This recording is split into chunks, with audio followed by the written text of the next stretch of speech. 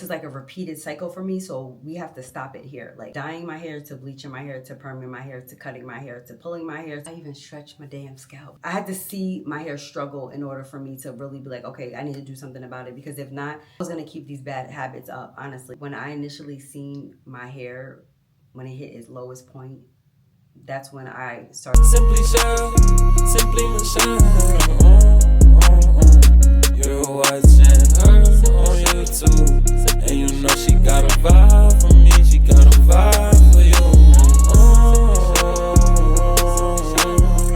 Today we are going to be talking hair repair and what you can do to fix your damaged hair right in the comfort of your home without having to snip and chop all your beautiful strands. I'm going to give you guys some tips of what you can do to repair your hair so that you don't have to cut it off. So without further ado, let's jump right into today's video. The first thing that is really important when you see that your hair is going through some sort of traumatic experience is figuring out the root key, right? There can be many reasons why our hair becomes damaged. Chemicals, coloring, bleaching, perms, relaxers. Those things, of course, over time are not good on our strands. They're considered very harsh, but your hair can definitely thrive even though you put chemicals in your hair with the proper treatment. Chemicals off the rip are very drying, right? You're bleaching your hair, you're stripping your hair from its natural oil. If you're not following them up after you color your hair, after you perm and relax your hair, that's what leads you to damage. It can also be environmental. Certain climates can affect our hair, how our hair looks, how our hair feels. Hotter climates, sometimes a colder weather can dry our hair out. Believe it or not, a lot of hair products that you think that are A1 top tier, those are the worst products, because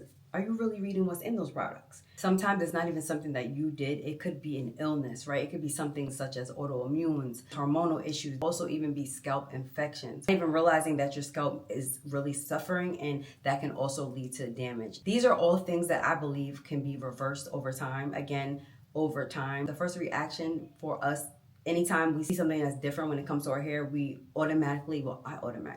it brings you into a panic mode. Like, what the hell is happening? What's going on with my hair? Sometimes your hair can be damaged and you honestly don't even think it's damaged, because it's such a norm for you and it looks this way every day that you don't even realize that your hair is on the struggle bus. I'm here to let you know and give you clues of maybe some things that you just didn't even pay attention to or put to the wayside because you know, life be life and you just style your hair and go. Now that I gave you a couple of causes for the damage, let's talk about what to look for when it comes to damage. A good indicator that your hair may be struggling or damaged and needs a little help is your hair's texture, right? For me, my hair's texture changed crazy. I started off with relaxers for many, many years. My hair was feeling very dry whenever I would wash it and even condition it. Even after, it just felt different in texture. It was very thin, no elasticity. It just felt very weak every time I would just get a blowout. Heat after heat after heat without even taking a break in between. You can just imagine what my strands were going through. Even though I was getting deep conditions, it still didn't matter because I wasn't giving myself a break in between. So the hair texture is one thing that you want to notice. If you notice two different textures, like your top may look more curlier and your ends are very straight, like there's no bounce, there's no curls, there may be some damage in that area. Our hair sheds every day. So your hair is gonna shed. It's gonna come out when you're brushing and combing your hair. If your hair is shedding more than it should, I mean, like clumps are coming out, that is something that will be alarming, and like that's a red flag right there. Another big indicator that I noticed for me when I was going through my whole relaxed stage and chemical stage was breakage in certain parts of my hair. So sometimes our hair will break in different parts. For me, it was more so in the back because I like to pull my hair up. So that was where most of my manipulation and tension was coming, was the back, because I pulled my hair up. You're going to notice a couple of pieces that look shorter than the other. And you're going to be like, wait, what's going on here? We're going to just put a bobby pin right here and clip this. But you can't ignore that too long, honey, because it will start working its way up. And then it's going to be breakage all over. I also noticed pieces in the top that were short for me. And we're not even going to talk about when you get to the front, okay?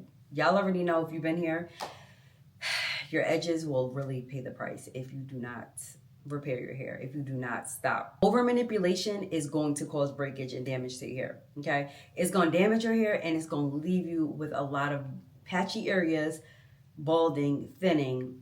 It comes with a lot. So those are some things that I noticed when my hair was breaking that let me know, like, okay, this relaxer is not beneficial to my hair. It's thinning my hair out and my hair is breaking off in all different parts. I can't even keep up now. It can be more than one issue. So it can be color damage as well as too much manipulation. It can be relaxers with too much heat.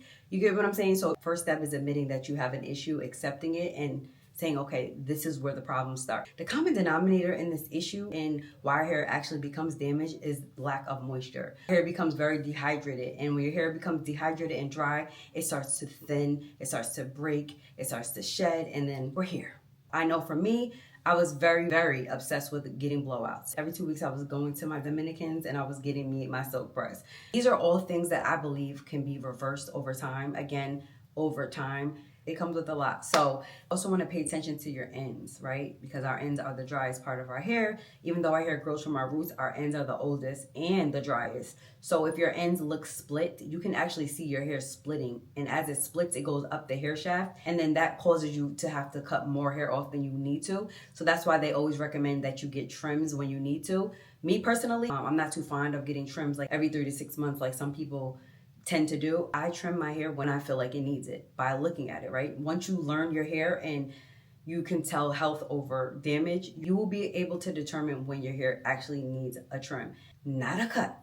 Pay attention to your ends. If your ends look like they're splitting or they like the rest of your hair looks thicker, and then when you get to the ends, it looks a little bit more like you can look straight through it, that is an indicator that your ends are a little dry. They may be split, and you don't want split ends because split ends can cause breakage and unevenness, and it's just not healthy for your hair. We want to get rid of like that dead end so that the new hair and the healthy hair can grow down, right? Some people really struggle with dry scalp, inflammation, itchiness, psoriasis, alopecia. There's so many different scalp issues that I didn't even know that we can go through, that we experience, and we have no idea unless you go to a dermatologist and or you get, put your head underneath. They have like a lot of new technology, computerized systems that can show you if your scalp is inflamed. I actually went and got a head spa treatment, and that's how I found out that I had inflammation. So I'm about to get a scalp analysis, which is super cool. It's analyzing your scalp in 3D form. Okay.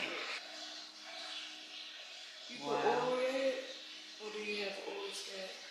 I have dry scalp more so, honestly, not really oily. You didn't scratch it? Nope, not at all. The redness is like inflammation. Really? Yeah. I see a lot of red. Yeah, there's inflammation. What could cause that if that's not the case? It can be like scratch. That is sebum around your follicle. So what it does is the oil builds up around your follicle. So I have a combination of oily and dry scalp. I had no idea whatsoever that my scalp was inflamed. Underneath the machine, it showed that my scalp was super red. And I already knew right then and there that it was because I manipulate and I pull my hair back. It's really good to pay attention to your hair and not ignore those red flags that are there, because you can prevent it from getting worse. The next thing that I would like to put out there is, once you realize what your guilty pleasure is when it comes to your hair and how it's so hard for you to cut back on those unhealthy habits, is you have to stop. You have to discipline yourself, honestly. In order for you to see results and repair your hair, you cannot just stop the heat for just 3 days. That's still progress because you're giving yourself a break in time. But if you're really serious about repairing your hair without having to cut everything off and start new, the time is now. Just take a break from the curling irons and honestly lock in. This is me being intentional this year about my hair and the health of my hair. When I tell you, I love doing these videos because I'm the perfect example of somebody who did everything when it came to my hair. All about experiencing it, but I realized the hard way that everything that I saw look good wasn't good for my hair. I went through a lot of different emotional feelings because I was the only one who had to figure out what to do with these strands. I had to cut my hair multiple times. I have lost my edges multiple times. My hair was thin, it broke off. I had bald spots. I'm gonna stop you right now in your tracks before you make the same mistakes I did. Cut it out. So many people ask me what I do to grow my hair. It's a very simple routine that I have created for myself. You have to cut out those bad habits. Laying off of the heat, if that's something that you do. Stop with the color treatments. I know you don't want the gray. Cut out those harmful things. So the heat, the chemicals, those are the top 2 issues that are gonna leave you in a messed up situation. You're probably like, okay, if I stop the heat, what's my alternative? What's my plan B? Whether you wear it curly. Now, what if you can't wear it curly because your ends are dyed and fried? Well, you're gonna put it in protective styles, low manipulation styles. Any style that you do, make sure that it's not too much tension on your edges and it's not pulling your hair. Ponytails are all right, but I would recommend doing claw clips sometimes. So if your ends don't really curl like that, fake it till you make it. There are many different styles. Throw you a wig on. The same hair type, same color, same texture. There is too many wigs out there for you to say that you can't style your hair. You can do you a twist out, you can do your braid out, you can do your low bun. You put the blow dryer in the closet, put the curl iron away, and don't even go to the store and buy you a box dye. You shouldn't even be thinking about that. Now you're probably wondering, okay, you're telling me to do this. What products am I supposed to use? The way this hair care business is set up, there are so many products that say for repair, for dry hair. This will give you the most moisture. This will grow your hair. It's so hard to decipher which one is gonna work because there's so many to choose from. That's where you have to narrow it down and figure out what your hair actually likes, and don't spend too much money on 1,000 products. You wanna go for bond building products. They help to repair the internal protein structure of your hair so it works from the inside. Being that your hair has hit this point of already being damaged, you definitely want to rebuild those bonds that have been destroyed. Doing protein treatments are really good, but not too frequently, especially if you have low porosity hair like myself. Too much protein will dry the hair out and cause it to break and become brittle, but protein strengthens the hair. So it's good to do protein treatments every so often. Helps your hair to become more softer, stronger, right? Because if your hair is shedding, that means it's at its weakest state. This is something that you want to incorporate along your journey, but not so frequently. I will recommend you doing a lot of masks. Hair masks are going to be your best friend. This is something you should have been doing anyway, especially if you're using a lot of heat and chemicals in your hair. You should never just wash your hair and just condition it. That's not gonna make the cut, sis. Even if you want to skip the conditioning step, make sure that you're using like a repair mask, you're using like a hydration mask, something that is going to give extra boost, that extra moisture, because that's going to replenish your hair and really give your hair that moisture that it needs. You also want to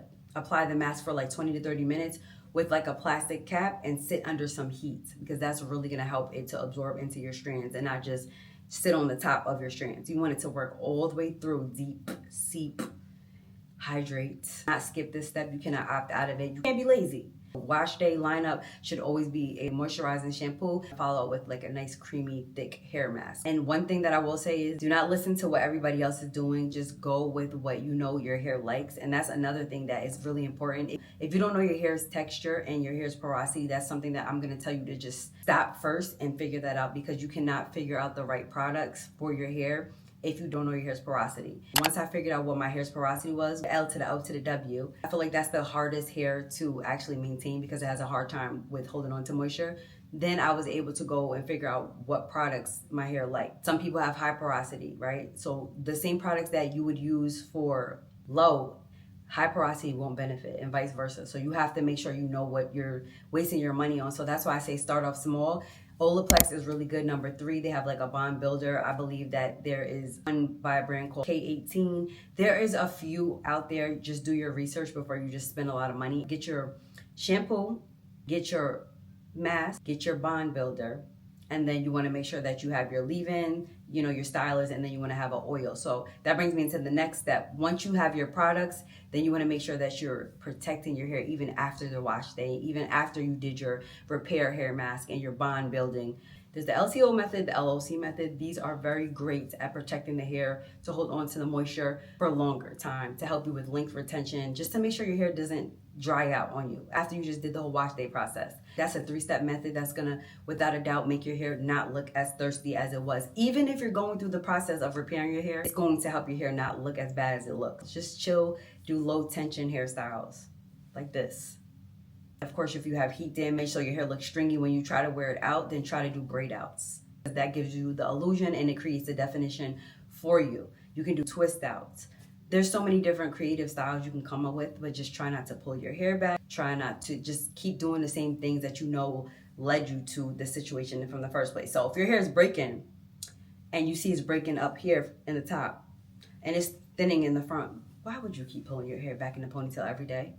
You get what I'm saying? So you have to like figure out another way, a plan B. You always need a plan B in anything, I feel like, to make sure that if plan A don't work, we got a plan B. Lastly, when you're going to sleep, don't go to sleep bare with your hair just laying on a pillowcase. Unless it's like a satin pillowcase or a silk pillowcase, I recommend getting some type of bonnet. Throw that bonnet on, sis. It's okay. We will all do it. I maybe miss a day or two, and I regret it because I can feel such a difference in my hair when I do not sleep with the bonnet as opposed to when I do. It's drying your hair out. It pulls your hair out. Your hair is already in a state where it's fragile. All the tossing and the turning, you might wake up to some strands on a pillowcase. So that's why it's good to protect your hair at all causes. The main goal in this video is to help you to repair, protect, and get your hair growing back to where it was and originally, and or get it to thrive and grow longer than it's ever grown. And who's to say it's impossible? It's really all up to you and how much you want to put into your hair and how much you want to be consistent. I'm the queen of finger detangling. I have done it from day one, and I just feel like I lose less hair when I use my fingers. I find that using certain brushes have caused more harm than good on my hair, especially in the front. Like I said, I always struggle with my edges because they're very thin and very fine. So believe it or not, those bristle brushes that we use to create a slick back bun, a ponytail, those bristles are causing a lot of damage. Think about how many times you have to brush your hair to slick it down to make sure that there's no lumps and everything is nice and smooth. Think about how many times you're doing that. It'd be a process. That is causing a lot of manipulation, believe it or not. We don't even realize that, right? We just get up, we style our hair, and not even realizing that we are really damaging our hair by brushing it too much, too often, too hard. So if you do choose to use brushes, that's fine, but just be mindful of the bristles that you choose. Try to go for bristles that are not as harsh. And also, whenever you're combing your hair, you want to use wide tooth combs. Do not use anything other than a wide tooth comb. Don't do it. Water should be your best friend in this situation. Water loves natural hair. Water is the #1 ingredient for natural hair. So you want to use water in your hair, water-based products. Look for ingredients that are water-based. Those are moisturizing to thirsty hair. Your hair is in a state right now where it needs all of the moisture that it can get. So just be mindful of products. You want to use products that like contain aloe, honey, glycerin, all those humectants, things that your hair can hold on to and actually breathe. You know what I mean? Because if your hair is thirsty and it's dry and it's already struggling. Like I said, if your hair is really, really damaged to the point where there's no curls, it's stringy, it's straw, still don't even have to cut it completely off, but I would definitely recommend like cutting some of it, maybe a little more than what you normally would cut, just to start the process if you feel like you're gonna eventually have to cut it all off. That's worst case scenario, honestly. Right now, after this video, you should be setting up a day you're gonna start wash day, getting your products if you don't have them, focusing on what the main reason is, figuring out that and what you're gonna do about it. The best thing you can do right now is leave your hair alone. So try to style your hair that will be able to last for a couple of days. Every day is too much manipulation. You should not be styling your hair and pulling your hair back and repeating it every single day. Your hair can be repaired with time, with patience, with love, with effort. I went from a teeny weeny afro and my hair grew all the way to tailbone length. No supplement, being consistent with a routine, learning my hair, learning what products my hair likes, and cutting out those bad habits. I hope this video helped you and motivated you to get on it, sis. Don't put it off for tomorrow. Don't put it off for later. Get on it today. It starts now. The only way you're going to see a difference with your hair is if you make that change. Everything is temporary, okay? Even your hair situation right now. We're going to turn it around, right? I love you guys, and I will see you in my next upload. Simply Michelle.